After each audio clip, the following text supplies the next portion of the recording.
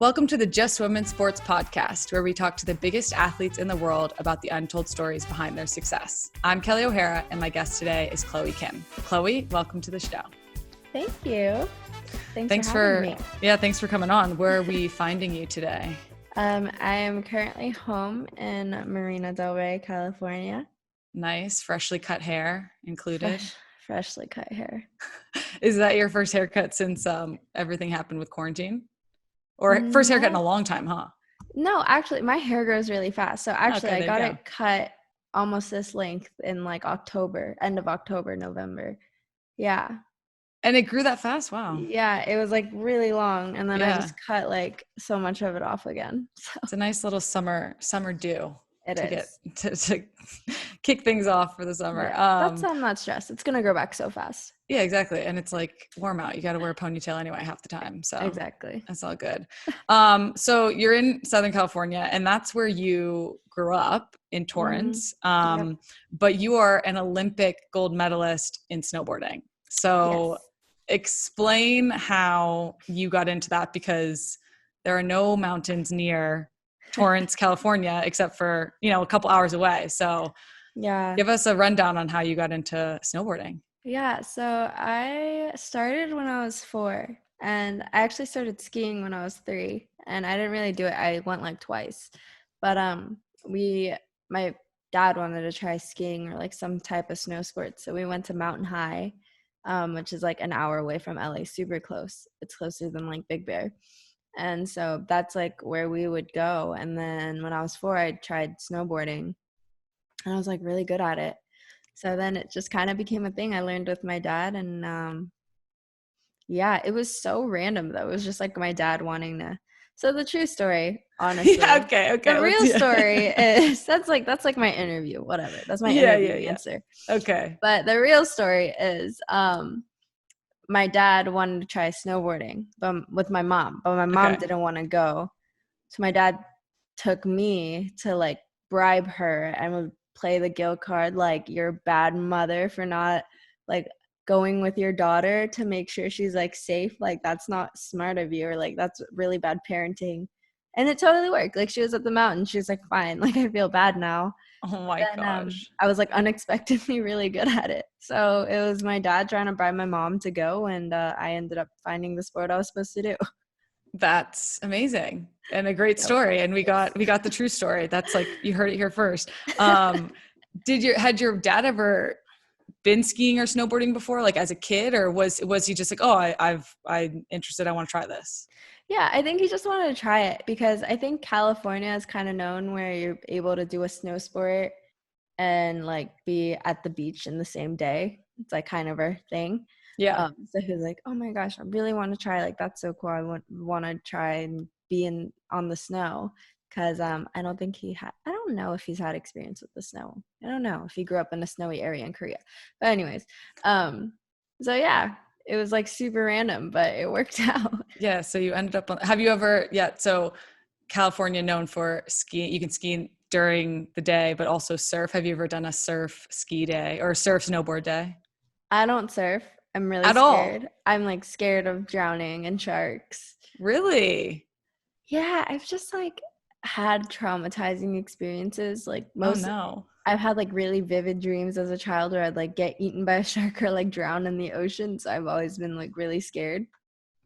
Fascinating. Yeah, it's very strange. But I've tried a couple times. I just can't do it, unfortunately. I think it'd be cool, but that is so interesting, because like I feel like a lot of people from the outside probably think like, oh, you snowboard, you could surf, you could skateboard, all these things. Like, do you skateboard at all?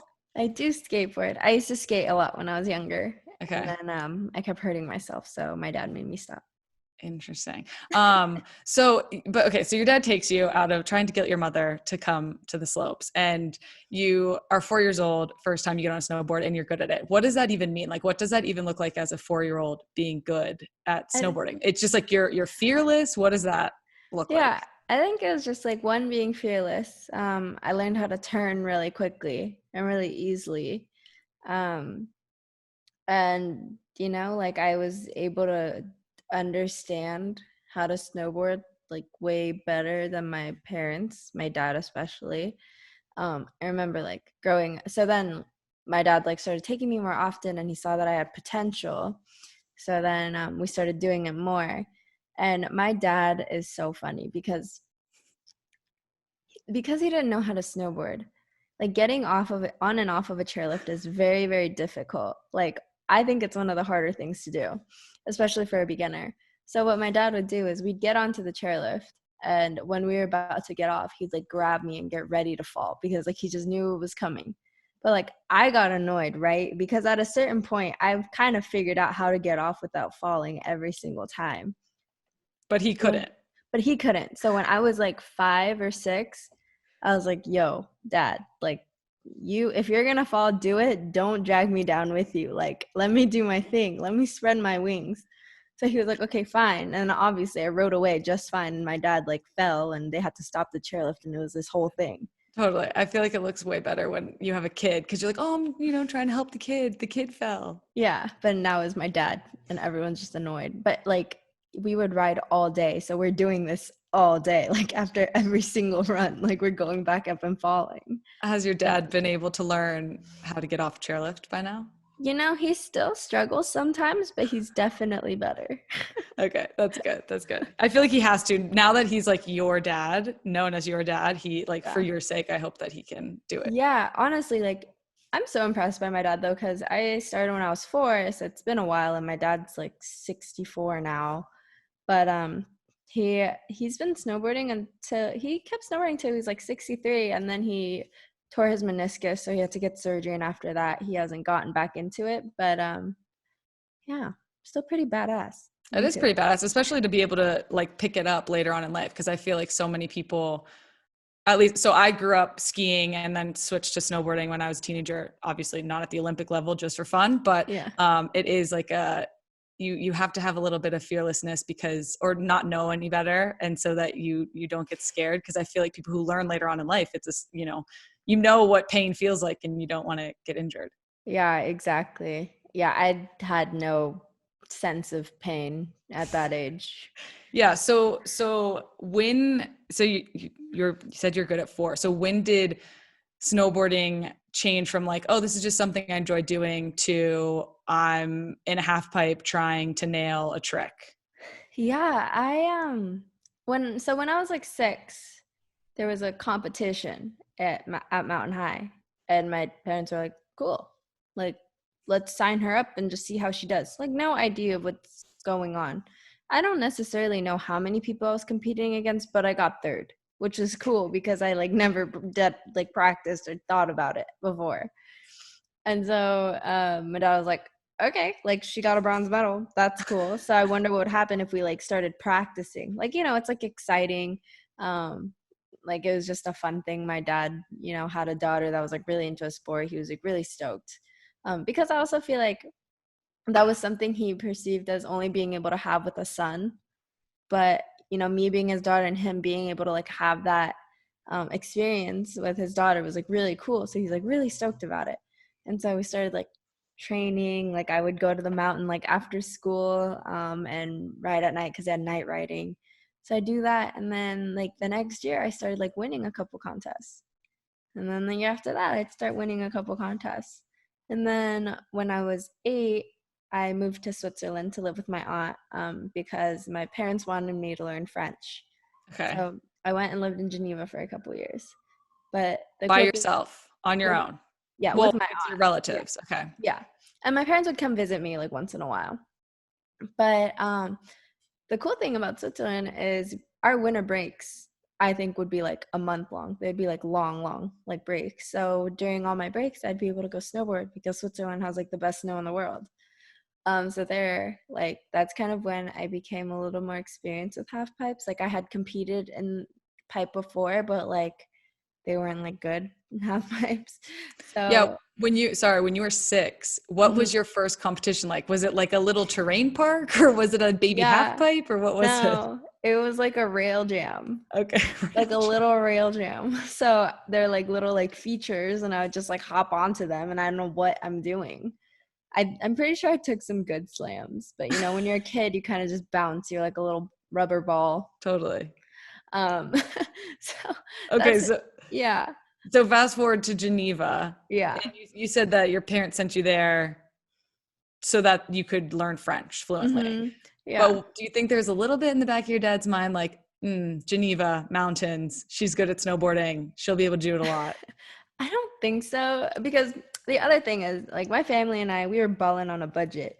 Like, like we weren't, like, growing up, I had a lot of kids that were very wealthy and like came from wealthy families. So like obviously they could go and travel the world and do all that at a young age. Like my immigrant parents, like they did not have that. So like me going to Switzerland was like important to them. My sisters had done it too. So that was like part of a thing that was like guaranteed. But then You just knew at 8 years old you were going to get shipped to Switzerland. I just knew it was like part of my destiny. Okay. But the cool thing about my dad is he's really good at finding like bargains, deals. Like he's a negotiator. So he was somehow able to maneuver. So I'm like, we'd stayed at like a chalet once in the mountains with like another, like a school, and they had like an empty room. So like we stayed there instead of like a hotel that would have cost us thousands of dollars for a week. Just like things like that I actually really appreciated. It was so much fun. But there they had really good half pipes. So I would like practice, and like I had a lot of fun in them. I also love slope style, so like jumps and stuff. And so they had really good jumps there too. So I was able to like have a lot of fun and get a little more extreme. And then when I was 9, I went back to that mountain for a contest that they had called the Burton European Open, and I did the junior jam. So I was like a baby. And I won the pipe contest there and got 3rd in slopestyle, I think. That's incredible. Yeah. So I was like, okay, like that was my first big win. I was like super excited. Yeah, it was kind of affirming that you were really good. Yeah. And that And was like pretty like big contest in a sense. Like a bunch of kids from a bunch of different countries would go and like compete there. So it was like almost like a pro contest. Well, it felt like a pro contest to me. And I think from there I was like, okay, I think I'm actually really good at this. So let's keep trying and see what happens. And then from there it just gets like uninteresting. no, it No, doesn't. I'm I feel kidding. like it's just getting started. But to go, so you go into this competition, you said, what did you call it? Junior, what was it called? Junior slam or It was junior like jam? a junior jam. Yeah. I love that. But and so you get to Geneva, there's half pipes there, there's like good terrain parks. Are you just going and kind of freeballing it and just going for it and coming up with things on your own, or at this point are you like watching other people? How did you learn or figure out like, ooh, I want to try this or I want to try that? So my dad was a mechanical engineer. So he like was like a physics genius, I right? love this. This is right up my alley. So like, you know, like we see other kids doing tricks, and I feel like when I first started snowboarding and my dad would do a little bit of research, and then first person he thinks about is like Shaun White, right? Like that Shaun White was like at his peak when I like kind of was starting. So like we'd watch a bunch of his tricks, right?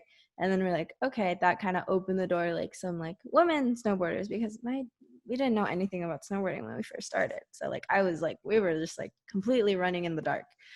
And so we find some like women snowboarders. So at the time it was like Gretchen Bleiler, Hannah Teeter, Kelly Clark, and like I think like my best friend now, Ariel Gold, was like kind of she was like killing it. She was like the dope like 12-year-old at the time, like when I was like 8, or yeah, I think that's right. So I was like, oh my gosh, like Ariel Gold, she's so cool. I actually like was a huge fan of hers. And there were like other girls around my age that were like YouTube famous too that would do tricks. So we had a good amount of resources. But my dad, back to the physics major situation, he would try to like he would analyze the hell out of every single trick. So like anytime I do something, he'd be like, okay, so like try to do this instead of that, because like gravity and like your momentum, like I'm like, I don't know what momentum is, Dad. Like I don't know what I'm doing. He wasn't giving you little physics like lessons on the side to be like, this is why you should hold your board this way or Like turn your body yeah. that way. But like sometimes he'd be completely wrong. Like when it would snow and the snow's like really heavy, he thought like I needed to put my weight forward, because like that's how you get speed. in physics. But like really I needed to lean on my back foot, so I would like float on top of the snow and not like dig in and fall. So like there were like funny mistakes he'd make there where like it just didn't make sense to him. Totally. But because of his like engineering background, and like we saw tricks that were like possible to do on a snowboard through other people, it was like a really good combination. Like he definitely helped me out a lot. Yeah, it sounds like he's one of the biggest players in your career, which is Yeah. so special. At what point did dad say, okay, I'm good at physics, but I might not really know snowboarding, and you need a real coach to like, if I want to make it to the next, or if she wants to make it to the next level? Yeah, so I had like a few coaches here and there. Like I had a coach briefly when I was like 8. When I was like in Switzerland, I joined like the Swiss team and like had a couple coaches there, and I had like I like had a good amount of coaches. But my dad was honestly like my biggest coach. Like I genuinely trusted everything he said, and like really valued his opinion on a lot of things. And so when it came to like trust and like confidence, it was like all him. He was like my favorite coach and the best coach I could have. And so like he honestly taught me most of my tricks up until I was like 13. Like Wow. I learned all of my tricks with him. And then when I was like 13 and I was like doing bigger things and like more rotations and more flips, he kind of decided to take a step back, because also like when I was like 12, 13, I started going higher in the air. And I think at that moment he was like, this fall is going to hurt a lot more. So if I say something wrong, like I could honestly jeopardize her possible career. So he kind of like took a step back and let coaches handle it when I was like 12. Yeah, that makes sense. I mean, that must be, he's probably so proud of you, but also half the time terrified when you're in the air. Like, does he get nervous when you're competing? I don't know if he gets nervous. I know like there's like a viral picture of him at the bottom of the Olympic pipe, like during my runs, he's just double fisting beers. Like I need to meet your dad. He sounds like awesome. yeah, no, like he seems really chill. My mom's the one that gets so nervous. Like she's like she's frozen while I'm competing. Like she can't move, she can't breathe. Like it's insane. Yeah, I feel like that you're like the combination of the two, because you seem very chill when you're competing. Yeah. I'm pretty laid back. I don't know how I'm gonna be now though. Like I'm kind of scared to like get back to contest, but we'll see. Because you haven't been competing for a while. Yeah, I haven't been snowboarding for a while. Like Yeah. it's insane. But I Yeah. honestly think it's all muscle memory. I'm not too stressed about it. I agree. I think that you'll be just fine. Trust me. From I hope somebody so. who has been out of sports for long stretches of time because of injury, like it comes back pretty quickly in terms of like the technical aspect of it. So I think you'll be fine. That's such a relief. Yeah, for sure. So, okay. So you go to Geneva, you learn French, you become really good at snowboarding, and you turn professional at 12, right? So how do you like at 12 years I mean, as a soccer player and a lot of other athletes, becoming a professional doesn't happen until you're into your 20s. What went into that decision to turn professional? I don't think we really had I mean, I guess what is the definition of pro? Like there's so many different definitions of pro. For me, pro, I guess in my sport, I don't really know what pro is, but for me personally, it was just like the moment I start going to bigger contests and like getting invited to bigger contests and getting sponsored and getting paid by sponsors, like that's kind of when you're considered a pro. For sure.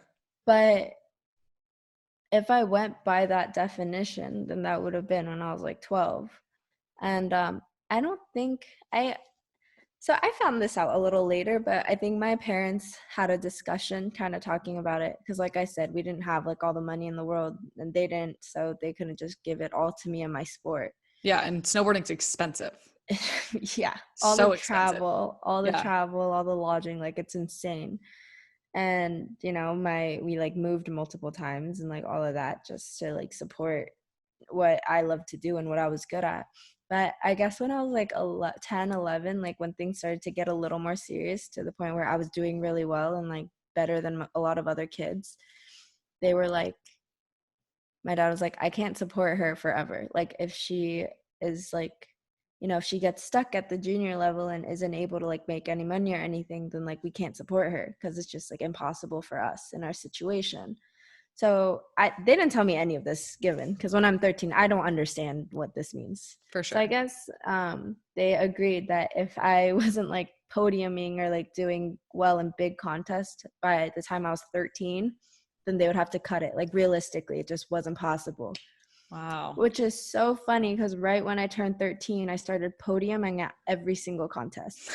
You just knew there was something inside of you. I You guess had I to. did. I guess I did. But like from the time I was 11 to 12, I just like progressed so much. Like it was insane. Like so much changed in my riding, and I learned so many new tricks. And then when I was 13, it was like, would win this big contest, or would get second at this big contest, would get silver at the X Games, like would get bronze here at the US Open, like all of these crazy things. So then, insane at such a young age. Insane. And then when I like, turned 13, or when I was 13 at the end of that season, I got a like awesome contract from Monster, and like I got like a good amount of money for a 13-year-old. And that was just like crazy, because with that I was able to like pay for all my travel, like all my food, like everything I needed for multiple seasons. And like that was just awesome. And then when I was 14, I started like winning contests. So it honestly changed so fast by the time like 11 to 12, and from there on it was just like insane. Yeah. So what do you think caused the change? Like what happened in the years of your life, 11 and 12, that just, or was it just like you had been doing it long enough that it had become natural and like your full potential was starting to be realized? I don't know. I don't know what I did differently. I don't know, like I didn't grow a lot, like I didn't like gain a bunch of weight to like where I had more speed. I don't know what happened. It was like when I was 11, I was going like 3 feet out of the half pipe, and when I was 12, I was going like 10 feet out of the half pipe. Like it was like insane. Whoa. And then like when I was 13, I was going like consistent like 10 to 13 feet out. Like it was like a really big jump. What is normal at that age for like the height to get out of the half pipe? What were other people your age doing?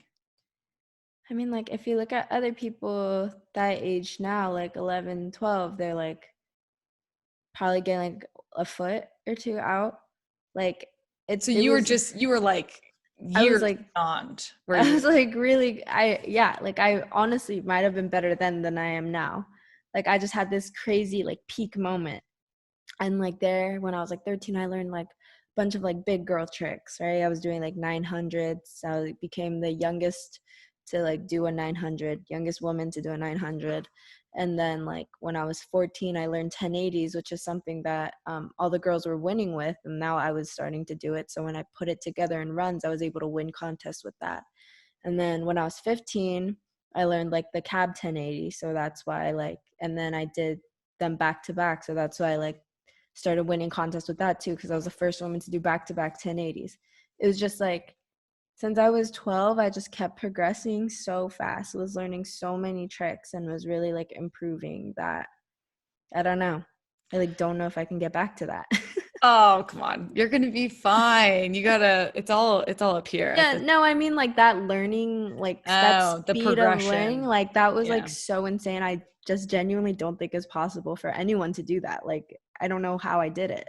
Yeah. Okay. So at what point do you think you realized that you had the it factor, that like I could be an Olympic gold medalist? Was it before the progression started? Was it during? Was it once you started podiuming?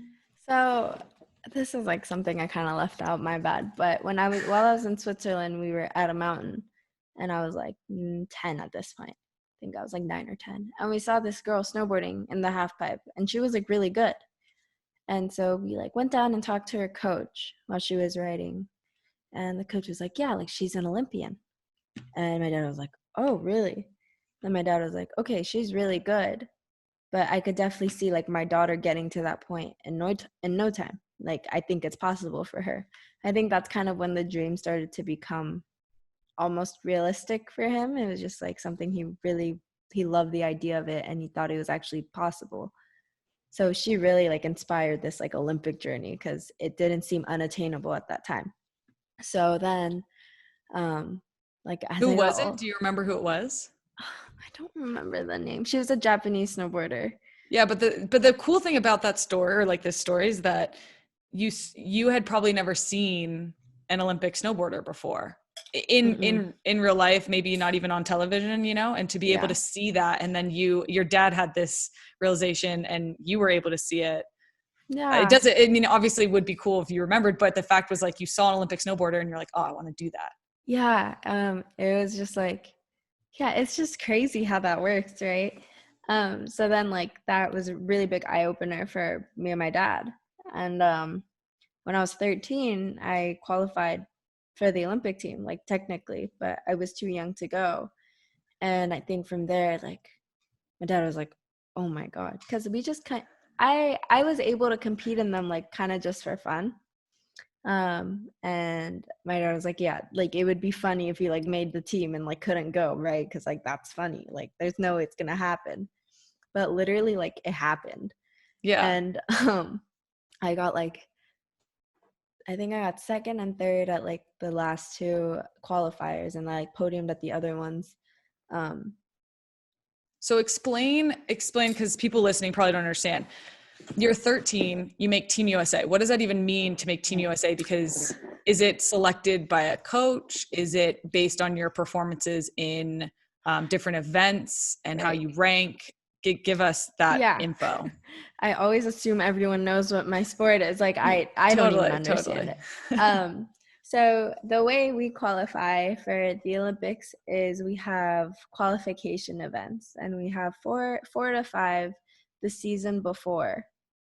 And so they will take like the top four riders, like the top four people who did the best at those contests, like they'll be the ones that are able to go.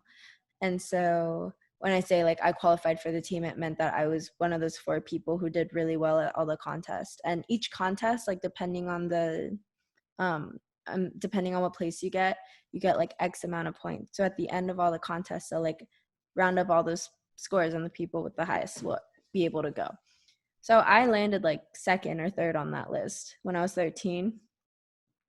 And my parents were like, "That's really funny." Like, what? Yeah.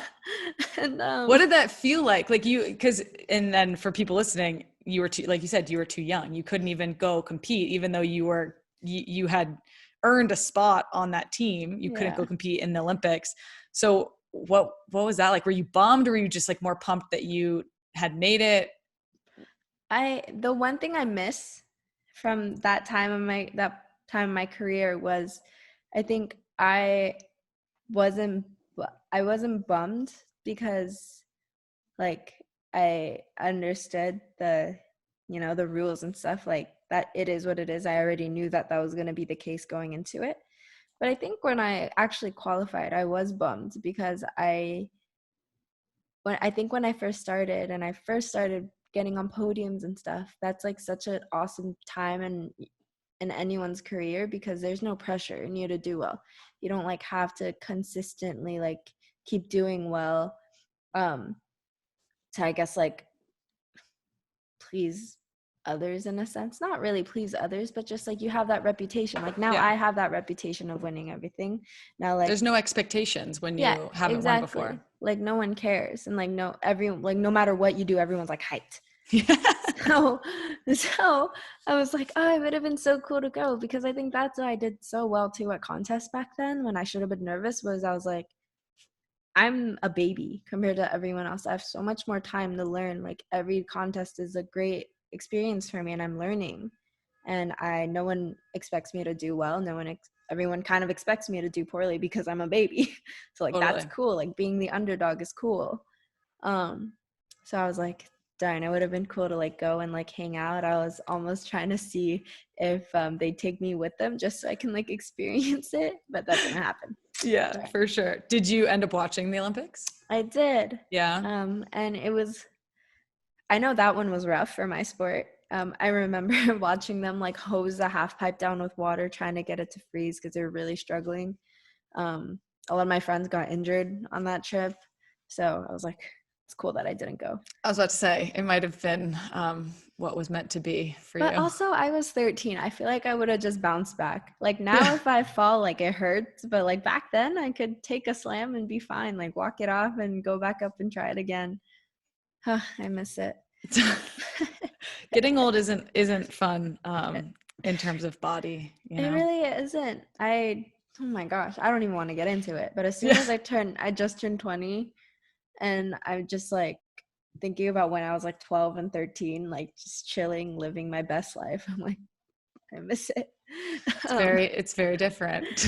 It is. But I don't know. I think like when I was 14, I started like winning contests, and that's kind of when those expectations started to build, the pressure started to build, was like signing with bigger sponsors, and like that's when I really felt pressure. And like then we found out that the Olympics were going to be in Korea, For and sure. that was like crazy Yeah. because like my parents immigrated from South Korea. Like that was going to be first Olympics, and it honestly fit the story so well. It was Yeah. just like the perfect storm. I know you have such like, yeah, such a special story with so many aspects that just like come together beautifully. But so, okay, so you qualify for Team USA, you're too young, you're bummed, but you're not that bummed. And fast forward 2015, 2016 X Games, you win gold at the next two X Games. And you beat Kelley Clark, she's obviously a legend in the snowboarding world. But you're only 15 at the time, 15 and 16. Like you talked about having no pressure when you were younger, no expectations. Is this when you started to feel pressure and have expectations on yourself? Or are you still at this point like, oh, I'm just having fun and gonna go out and do my thing? I think that was kind of the point where I started to feel pressure because it was like, because Kelley still is a queen, but like back then was like the snowboarding like unbeatable. She won like 18 contests undefeated or something crazy like that. And at all our contests after that X Games, it was always a back and forth between me and her. And then I like learned the cab 1080, and then it started to become like I was able to win more frequently than before. I think from there, when it got to that point, I started to feel a lot of pressure and like really like stressed out. I was like really stressed out. I don't know why, but I also think during that period of time, you're kind of learning a lot about yourself, like For bad sure. teenage years. Like I Yeah. was, yeah, What did a day-to-day life look like for you? Because you're a teenager, you still have school, which you obviously it's very important to you. You're now enrolled in Princeton, but you're also a professional athlete traveling the world, trying to win contests and like thinking about the Olympics. So what did a day in the life look like? yeah. So normally, my freshman and sophomore year of high school, I had just started homeschooling. So I was like really, really new to it.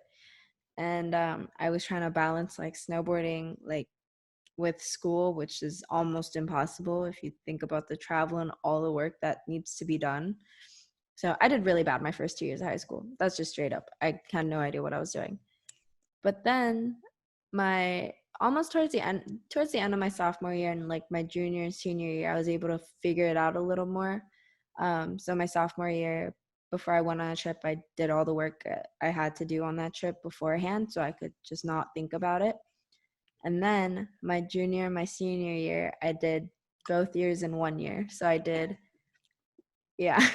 Wow. So I did basically all of it during the summer, or like kind of during the fall right before a season. I tried to be done because the Olympics fell on my senior year, and Yeah, I I was didn't about want to to think ask. about that. Yeah, that was on Yeah. purpose. So you wanted full focus on the Olympics. You wanted to be done with school by then. Yeah.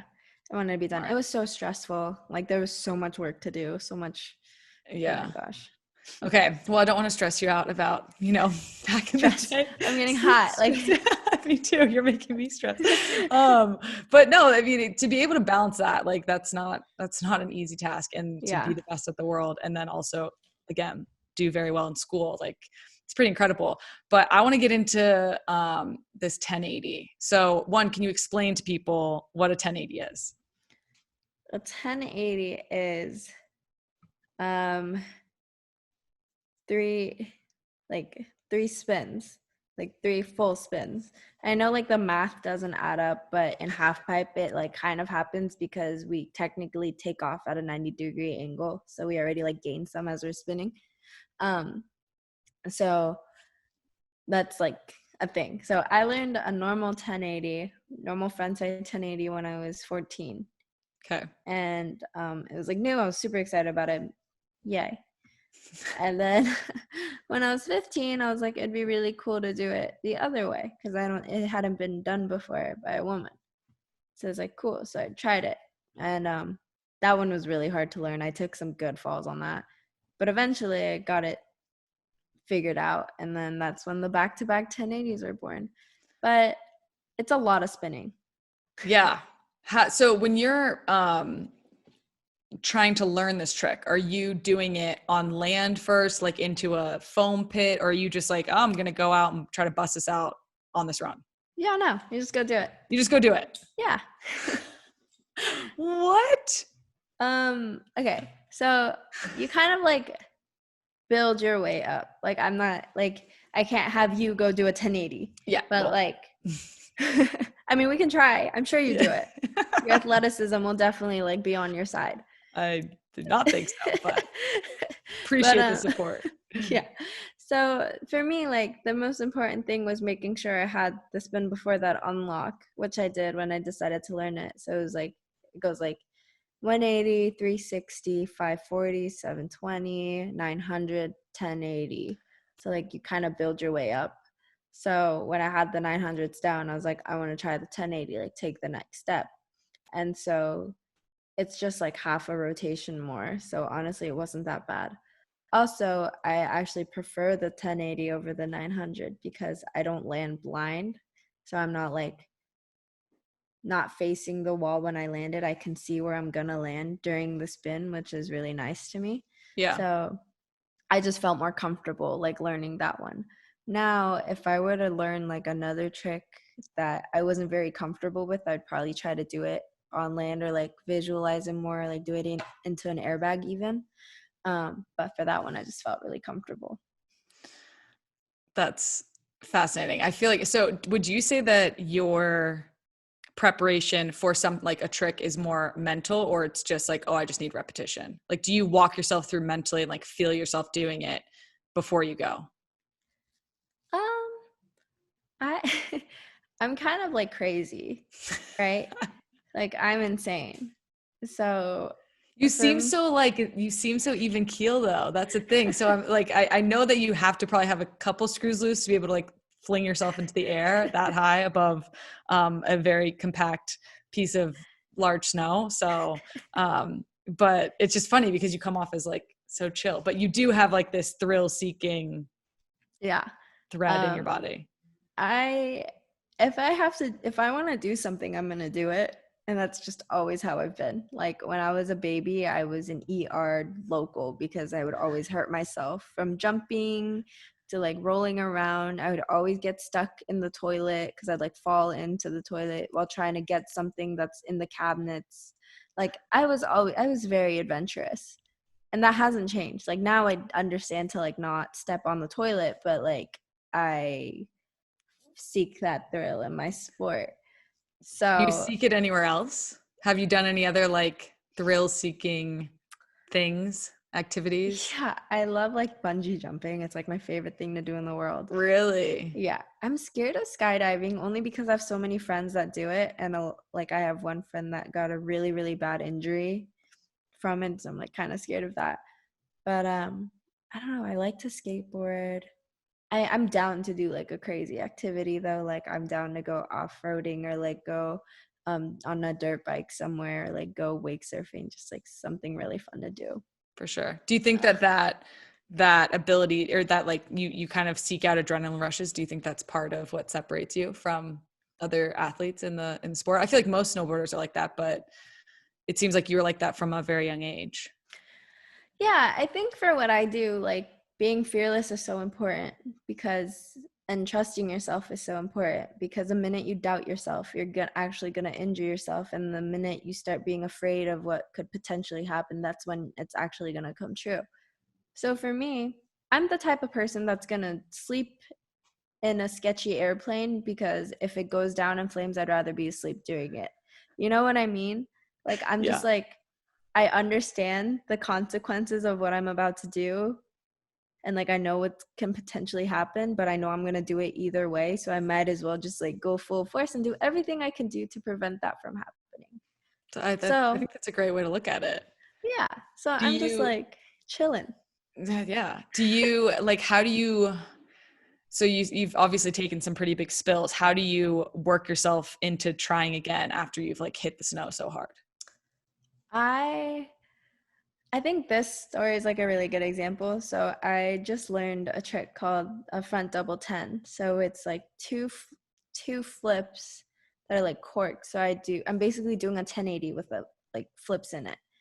So I'm getting dizzy just thinking about it. yeah, it's honestly not that bad. Okay. But I like a lot of people normally learn it into an airbag. But for me, like I'm kind of scared of airbags because I've gotten a lot of concussions from them. Wow. So I'd rather just do it on snow, honestly, than be out for a week because I hit my head on an airbag just trying something I have to do on snow anyways. So Good um, reason. I ended up just trying it on snow. But the first one, like I got scared because I didn't know what I was doing. So I like decked, which means you kind of go too far out and you hit the coping, like the flat part, instead of on the transition. So I decked and I flipped, bit my tongue. I thought I was gonna die. Like it wasn't even that bad, but it just hurt. So And much blood, I'm sure. yeah, good amount of blood. And I was like, okay, that's stupid. Like I shouldn't have done that. But I don't know. For some reason, I was like, I really want to do it. So I'm just going to go back and try it again. So I took a little break, got the blood out of my mouth, drank some water, had a snack. Same And day. same Went and day, tried it again. like 10 minutes later, went Wow. and did it. And I didn't land it, but I fell straight on my butt from like 30 feet, but I got it around. And like that in itself was like a huge accomplishment for me. And after slamming over and over and over again, I landed a couple and then I was like super excited. But I just felt more accomplished, like pushing through that fear instead of babying it until I felt comfortable. Because like life is uncomfortable. You're always going to be uncomfortable. I'm like, Totally. I love what I do and I know I'm good at it. So if I know that I have to try it eventually on snow, I'd rather get the full experience and just go for it. Face the fear head on. I love it. Exactly. That's awesome. All right. So 2018 Olympics, this is like you've obviously accomplished so much leading into this, but this is your shining moment. You're the star, your favorite to win gold. What was your mindset going into the games and like all the expectations people had for you? I was like, well, I'm here, you know? Like I made it this far. Like I thought about it. I definitely am like superstitious sometimes. Like I'm like always sometimes overthinking certain situations because in my opinion back then and still now, I thought it was like too good to be true. Like the whole thing was like way too good to be true. Like I was like there's no way I'm going to like win the Olympics.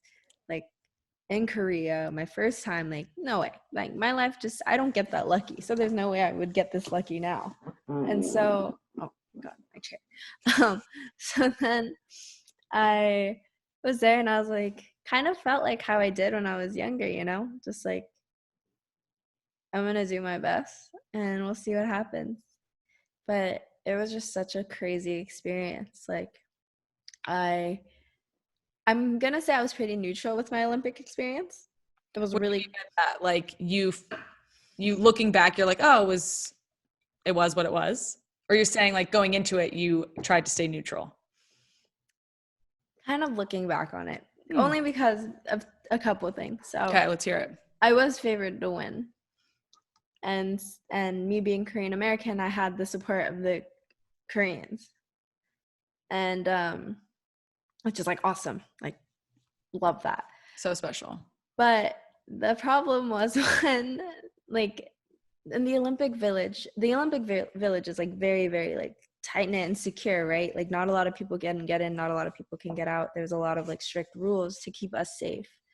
And you know, the people who help us out are like the volunteers. So, you know, Koreans will come and volunteer in the village, and like they'll work in the kitchen or like make sure we have what we need, or like the host country puts on the whole exactly ordeal. It's like everything.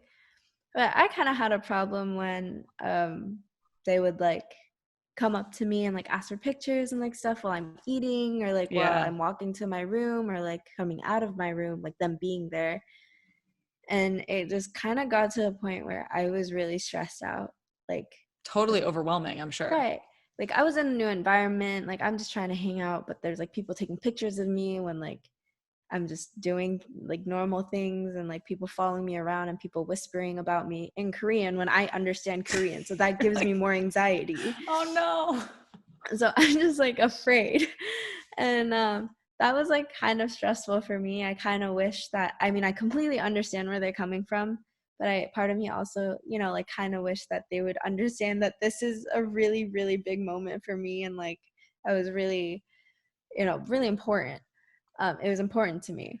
So that was that. But there's one instance where the day of my final, like the final contest, like with end of the day, I was going to find out if I did well or not, you know, if it happened. Yeah, everything. Not. Yeah. Right. Like if it worked. Yeah. And so the village was like an hour and a half away from the venue. So we had to take a bus to get to the venue. And our practice started at like 8 or something. So I had to wake up at like 6 and get breakfast real quick and jump on the bus so we can get there before practice started. So like 7:30 ideally. So I'm like tired because I couldn't sleep the night before. I was like stressed. So I was like taking a nap on the bus. And one of the volunteers, I felt so bad, but one of the volunteers like shook me and like woke me up like while I was napping. And I was like, I don't want to be mean. Like, I'm so sorry, but like, I need to take a nap. Like, I'm tired. He shook you because she wanted a picture? What did she want? Yeah, he wanted a picture, like an autograph, like on the bus. Oh no. While we were moving. And I was like, oh my God. And like, normally, like if my like coach or anyone wasn't around, I feel like it would have been okay. But like my coach saw it, and obviously he's pissed because like, you know, this is important. You need your sleep. Yeah. Yeah, this is like important for me, but also like the team. And so he's like, it was like this whole thing. But it was just like things like that would happen. But the other thing too was I was so overwhelmed the whole time. Like, I was just so stressed out because I feel like everyone there is like really tense and like stressed too. So you take a bunch of people who are all stressed and put them in one like space, like that's just not productive. Like, we're all stressed. It's a lot of stressful energy in a very confined area. Like, it's just bouncing off the wall. So everyone's just stressed. And then there's like media days in the village. So like the media is talking to like all these other stressed people. And I'm getting asked about like these really dumb questions, like about the village. Like, you probably, like, you know. Welcome to professional sports. Oh my God. I was like walking to my apartment, and one of the media, they asked me, they were like, wait, like stuff can get cut out if this is like inappropriate, but like this story. We'll let you, if you don't want to talk, you can just tell it. We can. Okay. Yeah. No, she goes, is it true that like you guys are having a bunch of orgies in the Olympic Village? That's the question everyone always asks. Like every Olympics, it's like, is it always that? Yes, everyone always talks about that. In my first Olympics, I was like, because for soccer, we don't stay in the village until the final, typically, unless you like play at that venue. But we play all over the host country. So you hear all these stories, and then we got into the village, and I was like, well, it's not. Yeah, people make these stories up, and they like their imaginations run wild as to like what happens in the village. And like when you're done playing or, you know, competing, it is a party, but at least if you want it to be. But it's just so silly. But you're 18 getting asked this question. Yeah, I know. I was 17 at the time. I was like, So what'd you say? I was like, I don't know. But like I literally was like, I don't think so. You poor But I thing. don't know. I was like, I don't know. I'm so sorry. So were you completely, did you not realize that that's what it was going to be like? See, here's the thing. I think a lot of people prepared me for it because I have friends that like won, and I had friends that like got the full experience too, and they're like, prepped me for it. But I don't think any of them had like I don't think their experience was like at the country of like their parents, like Totally. like it was like completely different narrative. Yeah. And so I kind of went in with like these expectations, right? Just so naive. And then all of a sudden I get there and it just blows up in my face. I'm like, oh my God. Okay. So I had to like regroup. I had to like map out a schedule, like figure it out. Yeah. So what did you do to try to handle like all that stress and being overwhelmed and feeling like you had no privacy and were constantly being bombarded by people that should have just been there to like help out, essentially? Kelley, my room had heated floors. So did you lay on it? So I literally opened the window. It was like -10 degrees every day. Open the window, would just sleep on my heated floor. Just to be a calming. But it was like the best. Like, Aww. honestly, like the outdoors outside of my room was scary. But like in my room, I was like stoked. I would watch Netflix. Yeah. Because like the Netflix in Korea was like fire. So I was just watching Netflix, catching up on seasons that didn't exist in the US. I was just like having a grand old time. And then like I'd have to go practice and eat because that's like important, I guess. Yeah. But when that wasn't the case, I'd go straight back to my room and just hang out.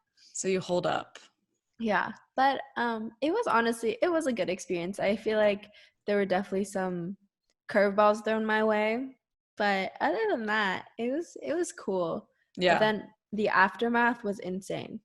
Yeah, no. Well, before we get to the aftermath, I want to talk about what led to the aftermath, which was your performance in the half pipe. You won before you were even done. You basically got a victory lap on the half pipe, which not every person gets to do. So, and you famously tweeted right before your final run, which like everyone loved to talk about. And I thought was so funny. And I remember watching you compete, and you were just like, so you're electric when you're out there performing. It's incredible. So you were overwhelmed, but you show up for finals day, you crush your first run, you go into your second run knowing you're going to win an Olympic gold medal. How do you feel at that point? Like, you know how I said like it was pretty hectic, like outside, like at the village and stuff, and just life when I wasn't, in my room. The other place that was my comfort zone was, the half pipe, because like that I knew, and like I felt safe there, and it was only people I knew that were in that area. And so for me, like I was like stoked to be there. And when it was like great conditions, the pipe was perfect, like it was probably the best half pipe I've ridden till now, like honestly. And so when I was like competing, you're kind of at that point where you're like, all right, I'm here, here we are, whatever, let's do our best, like it is what it is type deal. And I landed my first run. It's like, cool, that's like a good start. I have a solid score on the board right now. That's hopefully this means I get a medal at least. Yeah. So, because normally like when you have like a 90-ish, like it usually means you're going to end up on the podium unless like some craziness happens where everyone's getting 90s, which does happen a lot too. But a lot of times if you get a 90, you're like you can be confident about it. And then so I was like, all right, so the first run is like something I call a safety run. So it's a run that I'm really comfortable doing that scores well. And so was stoked I landed that. And then my second run, I was like, I'm going to try to do the back-to-back 1080s because that's like my harder run that I have planned for most contests. Yeah. So tried on my second run, fell over, whatever. But then I noticed that I didn't really like look at the scores or like how I was doing. What? I didn't want to look at that. Like I'm scared. So that's why I ended up tweeting, because I just didn't want to like look at how I was doing. No way. I'm not going to like, here's the thing. What if I would kept looking at it and then I got bumped down to like 5th? That's one of those days. I'm going to be stressed.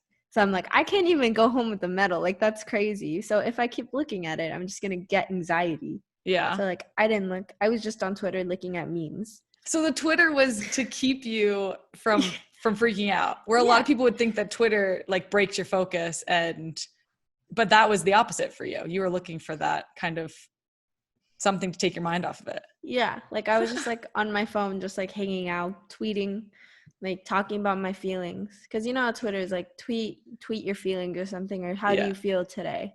Yeah. I was like, well, thank you for asking. I'm feeling like hungry. Yeah. And I just didn't expect that to happen. Also, I hadn't really used Twitter before.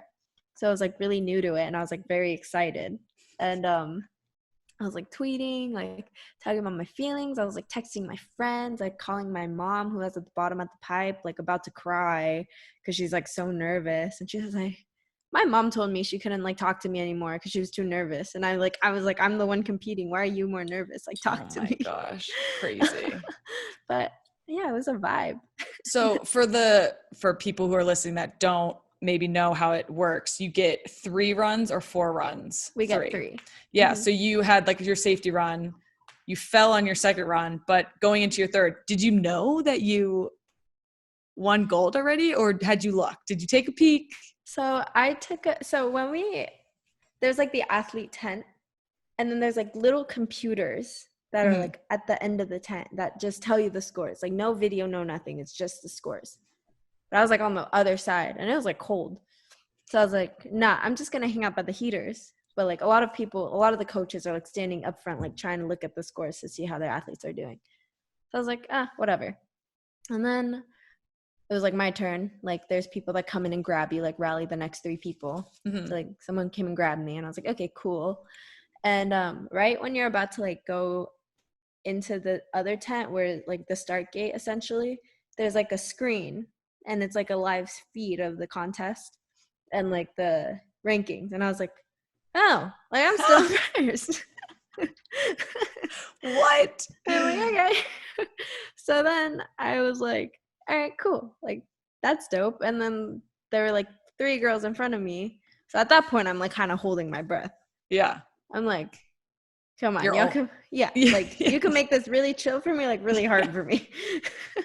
So then I go, and then the girl that was right before, like it was like chill, still in first. And then the girl that went right before me, like fell on her last hit, and I was like, oh, okay, like I won. Like what? So I'm like holding tears back in my goggles, like before I'm going. You're about to go down. Third run. Wow.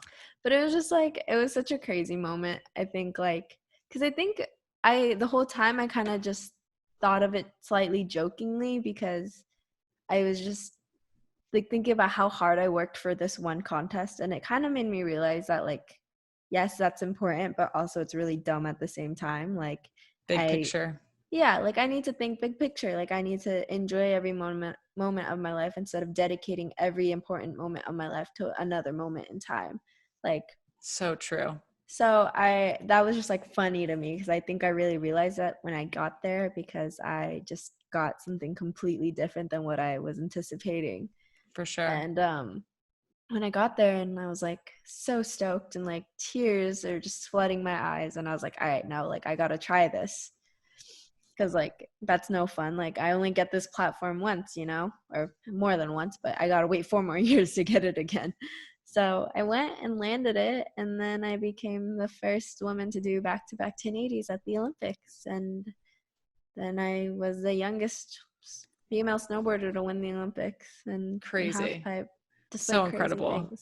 Do you think that knowing that you had already won gold made you go for the back-to-back 1080, or do you think you would have done it regardless?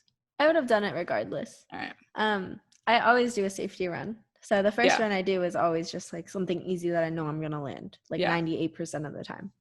And then I have like always like a fun run lined up that I like to try. That's always like, more intense and like more difficult. But yeah. That's awesome. Okay. So aftermath of the Olympics, you said it was crazy. You're still stressed over it, I can Oh tell. my God. I like have nightmares about it. Oh, why? What happened? Picture this. You get your medal. You're stoked, right? You have like the cute little award. Oh yeah, the little like prize they give you. Yeah, the little thing. It's so It's cute. the whatever the little mascot is of the The game. Sohorang or something. Yeah. Sohorang.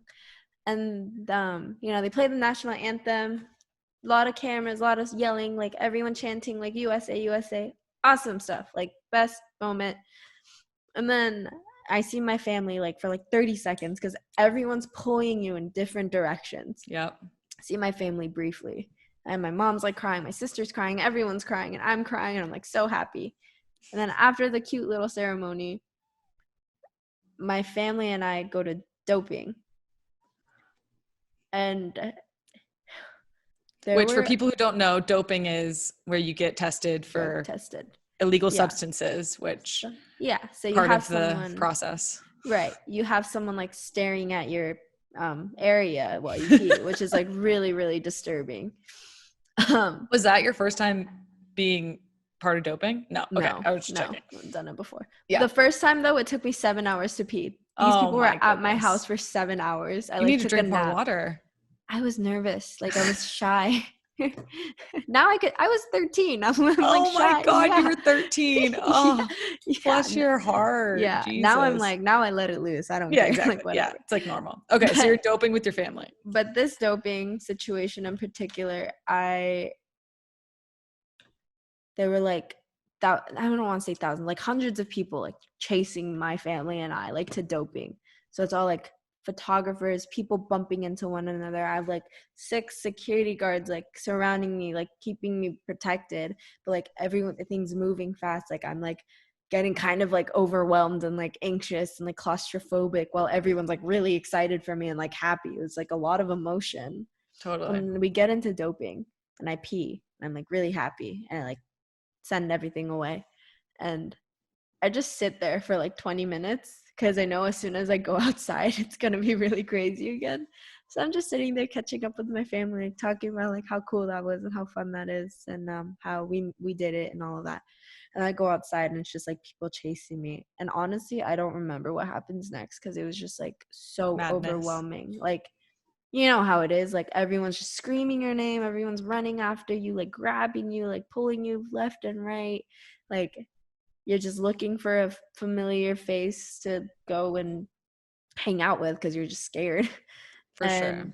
From there on, it was crazy. Like I had to go back to my village and like pack everything in my room, which was a lot of stuff because, they give you so much stuff for the Olympics. Yep. So I had to pack all of that, like my snowboards, like everything, like, and go to the other village to do all the press stuff. And then like I had to change outfits for like the podium later that night and like bring all of that stuff. My mom had to help me pack everything. I definitely lost a few bags on the way because it was just like so much was happening. And then we got to awards and I was just doing interviews till like 3 a.m. So insane. So looking at the next Olympics, are you wanting to win because you know that all of that comes with it, or are you kind of like, I don't need to do that again? I would love to win again. I think I'm going to be better at hiding. Makes sense. I think like now I know what it could potentially be like because I think I had like the worst case scenario, like the craziest scenario possible. I think I got it my first time. For sure. Like, I don't expect that to happen every single time. Yeah. So I think that's a good thing because I like got that out of the way and now hopefully it'll be like a chill experience from here on out. Yeah. But honestly, I always feel like I say, oh my God, that was so crazy. Like, oh my gosh, I don't know if I can do that again. But it was really cool. Just like getting everyone's support and like everyone was so stoked for me and having like my family there. My grandma watched me compete for the first time. Like just like things like that I thought were really special all happened at that moment in time. So, it was a really sweet moment. Special. Yeah, those moments that it is special, but people don't realize like as hyped as and excited as you are, there's so many other emotions going on inside of you and like around you that make it a very unique and different experience that no one would know. You don't know until you're in it. Yeah, I So think what I took away from it, it's more like you work for something so hard. Like it's something that you're told to, you want to do well at. Like you want to win the Olympics ideally. Like that's something I was told by everyone really. And then it happens and then you're like stoked it happened, but then you're doing all of these other things. I didn't really see my family till like 2 days after I won because of all the stuff I was doing. So in a sense, it's kind of sad because you can't celebrate that really special moment with the people you love. Instead, you're doing what everyone else kind of wants you to do and needs you to do at that yeah, moment. So it's it's like, so true. Speaking of spending time and celebrating with your family, what did your gold medal mean to your dad? hmm, he was so happy. He called me his American dream. Oh, It's like, I'm gonna cry. ugh, That is the I know. sweetest thing. I mean, it's true. That's like, think about it. Yeah, I Yeah. mean, everything about your story is just amazing. How Yeah. stars aligned. I know, like my dad was like, I think he was just so proud in a sense to like of himself too. My dad sacrificed so much. Like he went bankrupt multiple times. We had to sell houses, like get rid of houses, move multiple times because like what I was doing was just so expensive. But he wanted me to do what I loved and like saw that I was passionate about something which was really important to him, and he was full on like willing to support my something that I loved, and like just seeing and knowing that that all paid off for him, I'm sure it was just like insane, and he's just so grateful he did that and happy he did it, because there were so many times where we had doubts. Like even I had doubts. I was like, I don't know if I can do this. Like this is so hard. Like I'm Yeah, tired. I miss my mom. I miss my friends. Like, but then it all paid off. it did. It all Yeah. worked out, which is pretty incredible. Yeah. So you have the overwhelming aftermath. You come back to the States, but you still chose to compete following the Olympics. Mm-hmm. Did you take like some time off? Did you have the post-Olympic depression, or were you really excited to be done with it and like actually felt energized afterwards? I was really excited to get back to it because there was so much stuff. The other thing is like the year before the Olympics, I didn't really push myself. So when I was like 16, I didn't push myself because I wanted to stick with what I knew just so I could not get injured. And so I really wanted to do a lot of things, but I stopped myself from doing them just to be like smart. Like I didn't need to be doing risky things when I didn't necessarily need to, and no one was doing anything. So when I was done, I was like, nice. So now if I get hurt, I got 4 years to chill. Like I can recover in 4 years. So I like went straight back into it, like tried to learn a bunch of tricks. And then, yeah, I was like, I just love to be back. That's awesome. You still had that love even after going through the craziness that was the Olympics. And it is Mhm. cool that you had the ability to start to, focus on the next 4 years. Yeah. But since then you're going to Princeton, you're enrolled. You went in last year, freshman year was Mhm. last year. Yeah. How has that transition to college been like? I I guess I didn't necessarily lie. I didn't necessarily lie about like loving snowboarding like as much as I did when I came back, but it was more so it was getting really repetitive for me. Just like competing, traveling, the same people all the time, always like no new faces, nothing.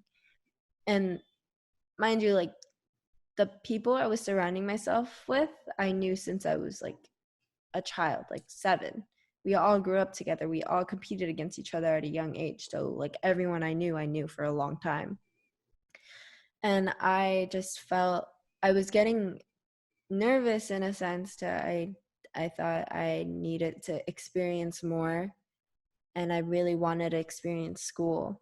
And I got into like a really great school, and I just thought that would be a perfect opportunity because I also had broken my ankle the season after the Olympics. So I was like, I'm gonna let this heal while I go to school.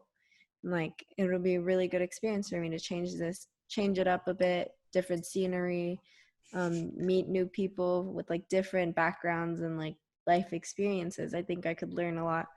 And I did. I have like so many amazing new friends. My best friend right now is from Alabama. and she has like owns a cow farm. No And way. yeah, like she's always going to cow sales, and it's just like I'm being exposed to those types of people that I can't find that in snowboarding. I can't find someone from Alabama that has a cow farm and like buys cows. Yeah. Like I've never heard of that before. Or I'll just like meet a bunch of people from like different backgrounds or like different places that I didn't even know of, and it's just really, really like, I don't know. I'm really grateful, happy I did that. I learned For so sure. much. That's awesome. Yeah, I mean, that's something you should be very proud of, because Princeton's not a bad school to go to. Are you going to compete while you're in school, or are you just going to, for 4 years, going to focus? Are you going to try to split it up? What's your plan? Yeah, so I actually just did it for a year. I got a leave of absence, so I will be able to compete fully this coming season. Hopefully, if it happens, if COVID isn't around anymore, I hope Yeah. not. But if it happens, then I'll be able to compete full time. I'll be able to, right now I'm working on like dryland training, getting my body back into snowboarding shape. After that freshman 15. But yeah, I'm just, really excited to get back. And I think the break was really good because I'm super excited to get back in contests and start competing again and seeing everyone again. I just think I got kind of bored for a bit, just like needed to switch it up. For sure. I think that happens to most people. And I think it's very mature of you for being able to recognize that and find a way to like revitalize yourself and be excited about it. Cause you obviously, I assume, want to go and do many more things in snowboarding. But that leads us to our last couple questions. So we do these repeat questions for everybody. So there's two. So the first one is, how much of your success is luck versus hard work? I think that there are certain things that I consider luck. It's weather. In my sport, it's weather and conditions. Yeah. Honestly, everything else that comes with it is like hard work. Like even if it's snowing out and windy, I need to work hard in those conditions just in case there's a contest that are going to be under those conditions. I need to know how to do that, and learning how to do that is not easy, and it's a lot of hard work. But then I guess there is luck. Like sometimes I get really lucky when I don't fall when I definitely should have fallen. For sure. That's funny. Yeah. All right. So percentage, what would you say? I would say like, I'm going to say like 35% luck, like 65% hard work. Okay, cool. All right.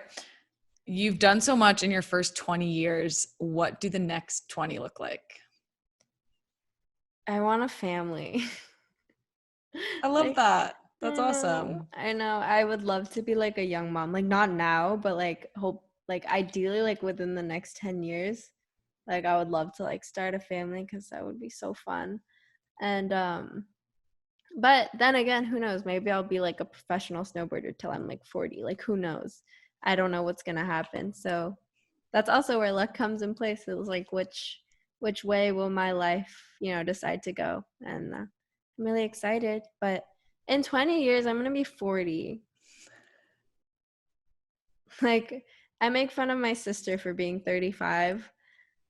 And like the thought of me being 40 is so scary because I'm used to being the baby. Yeah. You'll still be the baby at 40, but everyone else will just be much older. But there's going to be more babies, That is true. That is true. You will no longer be the actual baby. Well, whatever your next 20 years look like, it sounds like they're going to be pretty awesome. And you've done so much already. So you should be very proud of yourself. And I'm excited to watch you because I've already enjoyed what you've done so far. And again, I feel like you're going to do so much more. So thank you. Yeah, it's pretty cool. And then one last question. You're no longer the underdog. What does that do for your mentality? I think to people, I'm no longer the underdog, but to myself, I can always be the underdog. So I'm just going to keep telling myself I'm the underdog. I love that. That's a great answer. Sweet. Well, thank you so much. This was awesome. I hope you enjoyed it. I really enjoyed chatting with you today. So fun. Thanks for having me. Wait, were you at the ESPYs? Like, did we see each other at the ESPYs? I feel like we probably crossed paths. I was this past year. Right after World Cup. Yeah, we all were. But I was on another planet. So yeah, that's because I met Megan and she was like super sweet. Yeah. Okay. Well, you'll have to come out to a game. I want to, please. Yeah, I'll message you after this. Yes, I would love to. Definitely. Yeah. And then we can go snowboarding sometime in the future. Oh my gosh. Anytime. You just let me know. I'm more than happy to take you. I love snowboarding. You don't understand. Like I can't wait. I mean, I can wait till I retire from soccer, but I can't wait to retire because I'm going to snowboard. I'm going to surf all the time. It's like my favorite thing to do. Wait, where do you live? I live in DC in my off season. I grew up in Georgia, but I am currently in Utah because I play for the team here. But my family, we would come out to Utah every year and ski like once a year. Yeah. So well, come out here to Cali. Come surf. I'll come to LA and and then we'll go snowboard. It'll be fun. Okay, cool. Okay. Sweet. Thank you for having me. Yes, it was of course. So much fun.